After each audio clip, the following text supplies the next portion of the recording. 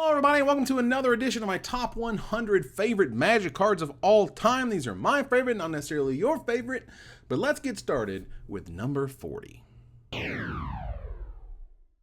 Number 40 is Savannah Lions. Now Savannah Lions these days it's just like a dime a dozen. Like, they haven't quite gotten to printing a common version, but they have been making uncommon versions of Savannah Lions with upsides for a while now. Now, when Magic first showed up, developers were kind of scared to make creatures good. You know, God forbid we interact with each other. But, you know, there was philosophies back then, and who knows. Well, Savannah Lions was supposed to be like this crazy above the curve. You haven't seen it before, and it was really sweet. The art was so cool. I love the art on the original Savannah Lions. The later ones, meh, all right, sure, but like the original alpha art of Savannah Lions is just so good.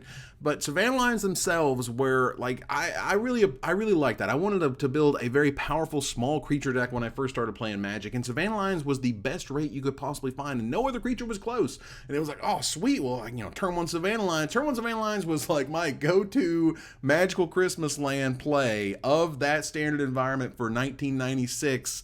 For a while, and probably for another good year plus. Like, I just could not figure out the Necropotence thing, just wanted to play my own stuff, but Savannah Lions was always there. One of the first cards I ever got four of. Like, when I saw Savannah Lions, I was like, oh my god, and like, it's rare, and I'm like, oh, so I traded really hard, I played for a while, I won some packs, I got my Savannah Lions, yes, and I finally built the deck, and it wasn't all that good.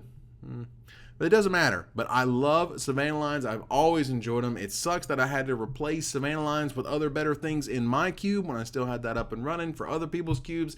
It's hard to justify Savannah Lions in a world that has so many creatures better than it is. But it remains a classic, and it will always have a place in my heart. Number 39 is Demonic Tudor. Now, Demonic Tudor was one of the power uncommons, one of the most powerful uncommons really ever printed. It didn't take long. I mean, like, Moxes and Black Lotus and all that, yes, people recognized that was busted pretty much right away. And shortly thereafter, Demonic Tudor was there. So for 2 mana, sorcery speed, you go get whatever you want. Great. I'm very thankful that it's not on the reserve list. It's not a rare, so they couldn't put it on there. Whew, that's awesome. So we do get some new versions of it. The original version itself with the pentagram got Magic in a bunch of trouble because a lot of people are like, oh my god, this is Dungeons and Dragons and this is Wizards and Witches and they're doing sorcery and witchcraft and they're going to destroy our youth and blah blah blah and all sorts of craziness. It doesn't matter. Demonic Tudor remains one of the most powerful, one of the most iconic of the original artworks. Again, regardless of pentagram, one of the most iconic Magic cards ever. It is incredibly powerful. It will always see play in Vintage. It will always be in every power cube. There's just no question of the power level and the awesomeness of Demonic Tudor. Number 38 is Snapcaster Mage. Oh man, Snapcaster is good time. Snapcaster is a card. I was there at the Pro Tour at the time they spoiled it. They spoiled this during the first ever Modern Pro Tour in Philadelphia. I was there hanging out with Joey Pasco and Rich Castle, and they were talking about how Snapcaster Mage was the new hot stuff. They just revealed it on the stream, and people were like, whoa, this card seems sweet. And it went up for pre-order, I kid you not, for $6. The first ever pre-orders of Snapcaster Mage were $6.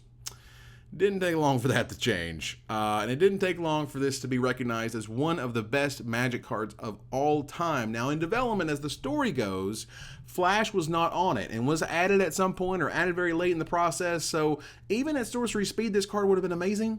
With Flash, it becomes just format defining, like one of the best blue creatures. Of course, blue has to have the best blue, of course, blue has to have the best blue creatures, it turns out.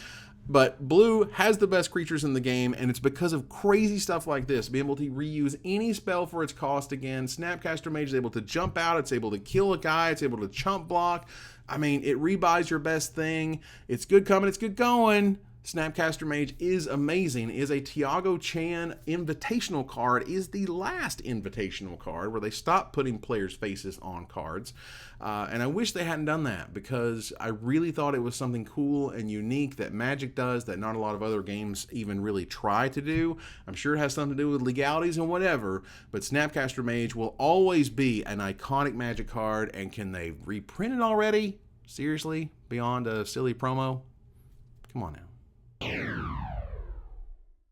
Number 37 is Mistress Factory. Now, Mistress Factory, when I got introduced to it, I was like, oh, that's cool. It was a card from Antiquities. It was a creature land. That was new. That was different. Okay, awesome. And then someone said, well, no, you're just looking at one season. And I'm like, one season? And then they showed me the other season. I was like, oh, that's cool. That's like the summer one. Like, yeah, here's the fall one. And they're like, oh, the winter. Oh, the Christmas Mistress Factory. It's so beautiful.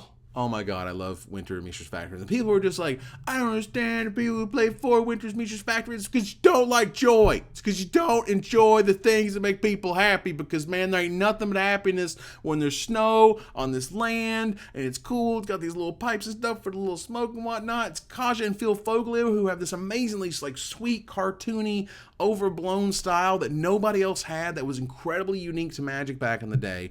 And this card is just one of the sweetest ever. I absolutely adore it. It's just one of those card sets, the 4 different artworks for Antiquities. Like, yeah, they made it later for like Eternal Masters and Dual Decks and whatever, and that art is ugly. But these are just some of the most beautiful and iconic images ever made at the very beginning of Magic. I absolutely adore it. Having multiple arts for one card was definitely sort of like a shtick they did back then. They kind of, stopped doing that. Now they do that stuff just for promos or whatever. But back in the day when you had multiple artworks and you had this where you had all 4 seasons just packed in one sweet card, you could play a playset. All playset had all 4 seasons. Oh, it's so good.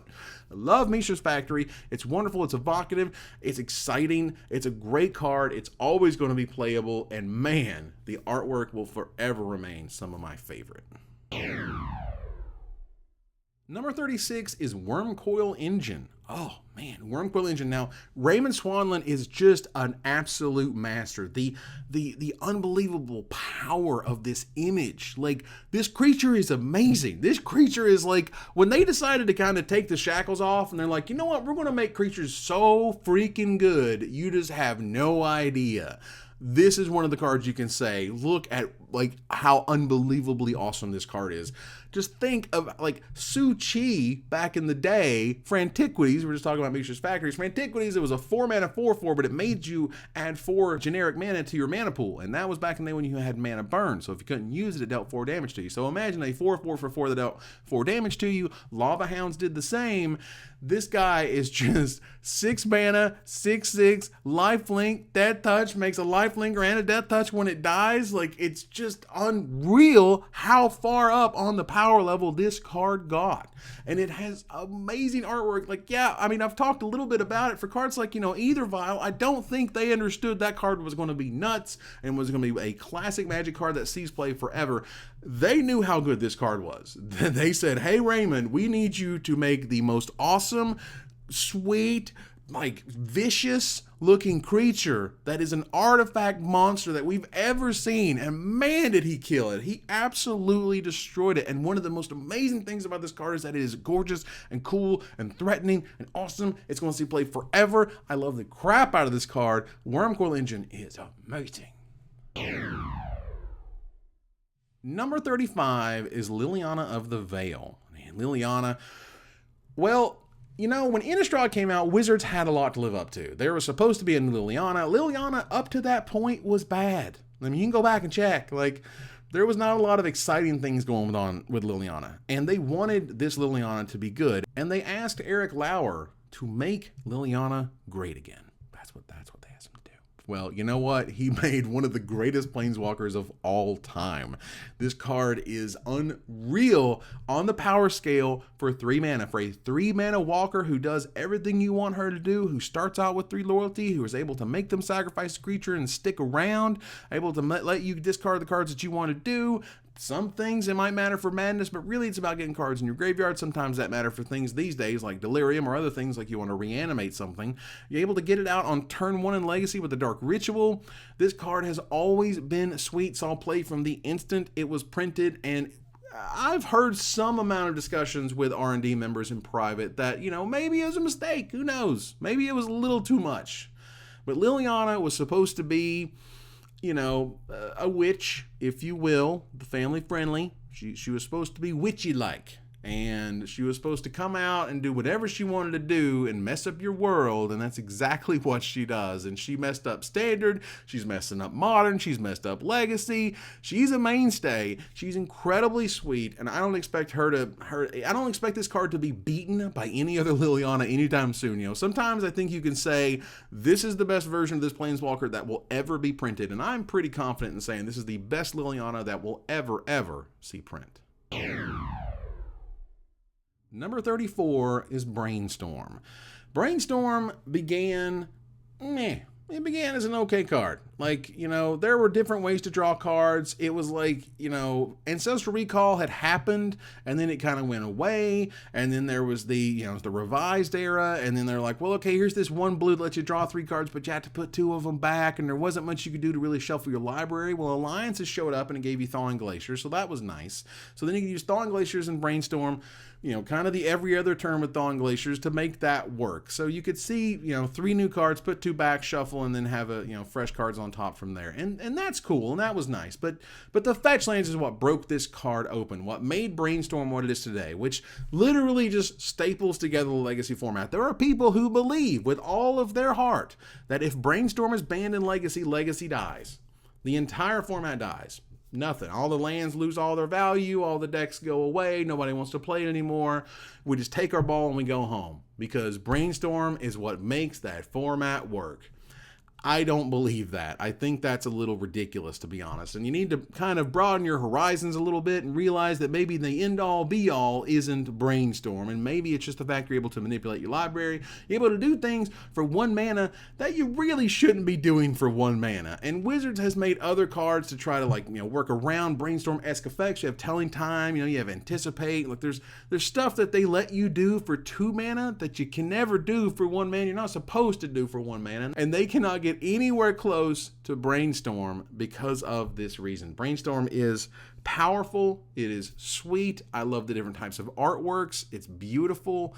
It's going to be great. It's never on the reserve list, so it's going to be reprinted until the end of time. It is probably going to be in Legacy forever because Wizards just can't bring it upon themselves to ban this card, even though it's overpowered. Brainstorm. Number 33 is Mother of Runes. Oh, mama. I just killed a man. I put a gun to his head, I pulled the trigger, and Mother of Runes tapped and then gave it protection and it didn't die. Mother of Runes is one of the most powerful 1 mana cards ever made. Is a sort of a weapon that once it's not summoning sick, once Mama's out there, Mama protects everybody. You want to mess with Mama? Because when Mama ain't happy, ain't nobody happy. When Mama ain't happy with you, she gives her, you know, fellow Tudor guys or children, whatever you want to call them, the protection that they need to stick around, even at the loss of herself. Sometimes she'll give somebody protection from red and something will deal a bunch of damage and she'll go away, but the thing she wanted to save is saved. Mother of Runes is just one of those cards that probably didn't seem that high on the power level, but boy, it shot there really fast. Has seen infinite play ever since its printing. I love Mother of Runes. It's just incredibly powerful. It sees play to this day in Legacy. I certainly don't see it stopping. I don't see Wizards making anything close to what this 1 mana 1/1 can do. And back in the day, you know, it was Urza's Legacy. You know, there were crazy spells going on. Like, who cares about the creatures? The creatures just do weird little stuff. Whatever, it's fine, it's whatever. No. Urza's Legacy gave us the world that is filled with Mama. Mama is here to protect you. She's here to save you. She's here to be in your cubes and your commander deck. She's here to make sure that everything's going to be okay. Mama's here for you. Mother of Runes. Number 32 is Elspeth, Knight Errant. Now, there was a world where Shards of Alara was coming out, okay? And there was hype. You know, there was that hype going on. There was the, oh snap, we got some new planeswalkers. These are the first new planeswalkers since Lauren. What are we going to do? Up is down, left is right. We better get crack up in here. And everyone was excited about Sarkhanval. Everybody was excited about Sarkhanval. Oh my God, Sarkhanval is going to be nuts. It's going to be cray-cray. That guy's going to be doing things no other planeswalker is doing. It's stealing dudes. It's giving the pumps. It's doing what Red Green wants to do.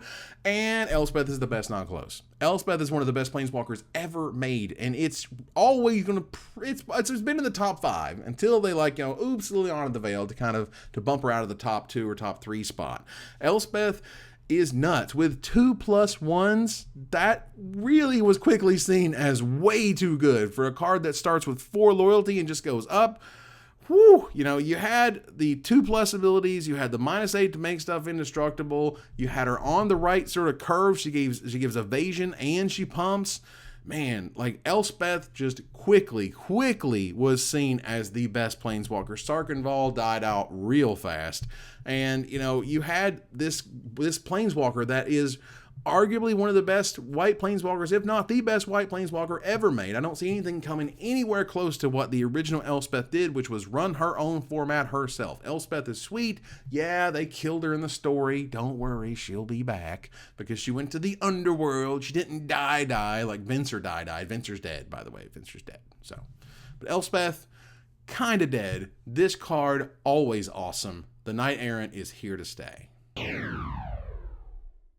Number 31 is Bloodbrain Elf. Bloodbrain Elf has Cascade. Cascade is broken. Congratulations, Wizards. Yet another broken mechanic. When you get to play spells for free, it's busted. Happens all the time. And Bloodbrain Elf, as it turns out, did a good service while in Standard for Magic players. It kept Jace the Mind Sculptor in check. That's what it did. That's what this card did right there. If Bloodbrain Elf leaves the format, Jace takes over everything. And when Bloodbrain Elf left the format, you know, I kind of just explained it. Bloodbrain Elf itself is a sweet card. It was one of those cards that when I spoke to R&D at the time, I was just like, seriously, guys? Like, this card is bananas. Did it need to be 3 power? And they're like, yeah, it needed to be 3 power. And I'm like, I had to give something for free. Yeah, why not? It's fun, right? It's fun. Yes, Cascade is fun. Playing with dangerous things is fun. You know, the fire is all kinds of sweet, and it's bright, and it's neat, and sometimes it's different colors. And then sometimes the flame gets on you, and you burn and you die. But Bloodbrain Elf is awesome. It is a fantastic card. It's one of the best creatures ever made. It's always high up on the power level. It really did keep Jace in check for as long as it stayed in Standard. It saw one reprinting later. It's going to be in Modern at some point if they'll ever unban it. Like, it's a bannable card. That's how good it is. Bloodbrain Elf is fantastic. I absolutely love it, and it is number 31. And that wraps up another edition of my top 100 favorite Magic cards of all time. Thank you guys so much for hanging out here with me and talking about some Magic cards. It's been a super fun time kind of going through all these cards that I love, why I love them, what they do for me, what I think about them, maybe why you should love them as much as I love them. So if you like this, subscribe so I can make more sweet content that you guys can watch. If you also enjoyed this, tell me what you think down below in the comments. I want to hear it. Please like this so other people can find the video. Thank you very much for watching. Until next time, Magic players, this is Evan Irwin, tapping the cards so you don't have to.